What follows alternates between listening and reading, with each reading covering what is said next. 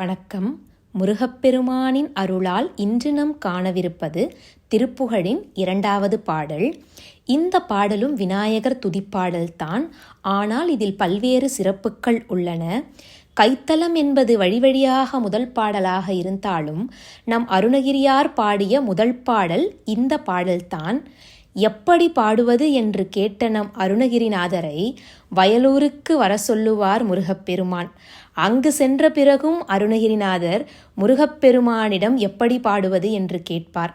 தம்முடைய மயில், வேல், சேவல், மலர்மாலை, தம்முடைய திருவடி, பன்னிரு தோள்கள், தாம் அமர்ந்துள்ள பதி ஆகியவற்றை வைத்து பாடுமாறு கூறிவிடுவார் நம் முருகப்பெருமான். ஆகவே இந்த பாடலை விநாயக வணக்கமான பாடலாக அமைத்து அதிலேயே முருகர் குறிப்பிட்ட அனைத்தையுமே அமைத்து பாடிவிட்டார் நம் அருணகிரிநாதர்.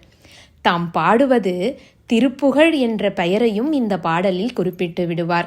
அவர் இந்த அமைப்பில் பாடிய இந்த 16,000 பாடல்களும் திருப்புகழ் என்ற பெயர் பெற்ற பெருமை இந்த பாடலிலிருந்து நமக்கு புலனாகும். இந்த பாடலில் இன்னொரு விசேஷமும் உண்டு. விநாயக பெருமானுக்கு உகந்த நெய்வேதியங்களையெல்லாம் வரிசையாக பட்டியல் போட்டிருப்பார் நம் அருணகிரிநாதர். அது மட்டுமில்லாமல் இந்த பாடலை அருணகிரிநாதர் பாடிய போது விநாயகரே அதில் மிகவும் லயித்து போய் ரசித்து தலையசைத்து கேட்டாராம் என்பது புராணம். திருப்புகழ் நூலுக்கு அதிகாரபூர்வமாக பாடப்பட்ட முதற்பாடல் இதுதான். வயலூர் விநாயகரை துதித்து முருகப்பெருமானுடைய சிறப்பம்சங்களை அமைத்து முருகன் ஆணையிட்டது போலவே பாடிய பக்கரை விசித்திரமணி எனும் இந்த திருப்புகழ் பாடல்தான்.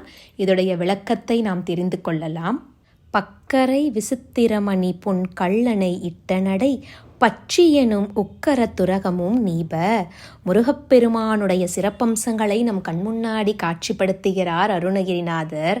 பக்கரை என்றால் குதிரைக்கு முதுகில் ஏறி உட்கார்வதற்காக போடப்பட்ட ஆணி. அதோடு சேர்த்து விசித்திரமணி பேரழகான மணியையும் பொன் கள்ளனை இட்ட நடை பொன்னிறமான சேனைகள் இவை அனைத்தையும் பூண்டு நடக்கும் பட்சி எனும் உக்கர துரகமும் பறவையாகிய மிடுக்குள்ள மயிலையும் நீப கடம்ப மரத்துடைய பக்குவ மலர்த்தொடையும் குவடு பட்டுழிய பட்டுருவ விட்டருள் கை வடிவேலும்.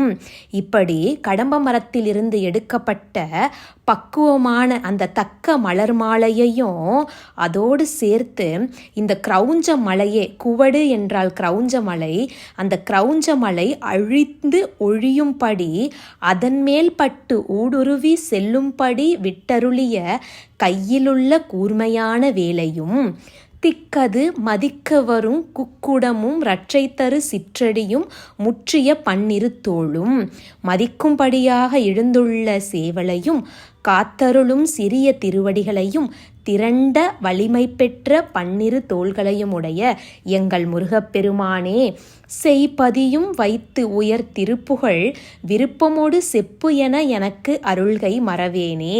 இப்படி எல்லா பெருமைகளையும் கொண்ட முருகப்பெருமானே, என்னை வயலூருக்கு வர வைத்து உயர்ந்த இந்த திருப்புகழை விருப்பமோடு சொல்லுக என்று எனக்கு அருள் செய்தாயே அப்பா, உங்களை நான் மறக்க மாட்டேன் என்று சொல்லிவிட்டு அடுத்த வரியில் விநாயக பெருமானுக்கு நம் நெய்வேதியமாக படைக்கும் பொருட்களை பட்டியலிடுகிறார் நம் அருணகிரிநாதர்.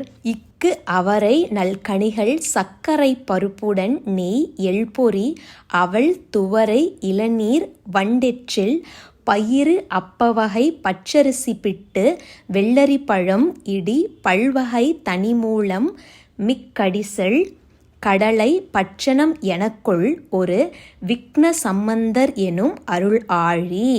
விநாயக பெருமானுக்கு நாம் படைக்கும் அனைத்து நெய்வேதிய பொருட்களையும் பட்டியலிட்டுள்ளார். நல்ல பழங்களோடு சேர்த்து சர்க்கரை, பருப்பு, நெய், எள்பொரி, அவள், துவரை, இளநீர், வண்டெச்சில் என்றால் தேன், பயிறு, அப்ப வகைகள், பச்சரிசி பிட்டு, வெள்ளரி பழம், மாவு, இப்படி பல வகையான ஒப்பற்ற கிழங்குகள், இந்த சிறந்த உணவு வகைகளோடு கடலையும் சேர்த்து பட்சணமாக கொள்ளும் ஒப்பற்ற வினைகளை நீக்க வல்லவரான விநாயக பெருமானே, அருளாழி அருட்கடலே, குடில சடிலவில் பரமர் அப்பரருள் வித்தக மறுப்புடைய பெருமாளே.